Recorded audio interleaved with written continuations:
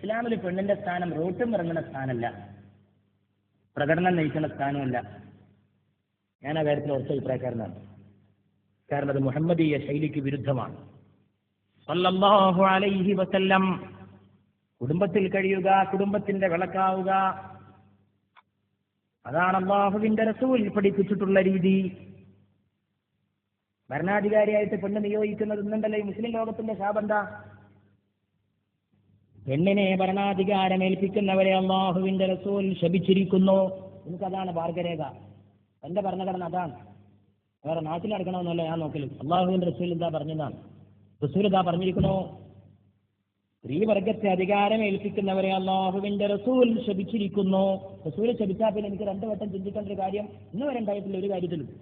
അതുകൊണ്ട് തീർച്ചയായും പ്രിയപ്പെട്ടവരെ നമ്മൾ ആലോചിക്കണം ഈ വക കാര്യങ്ങൾ.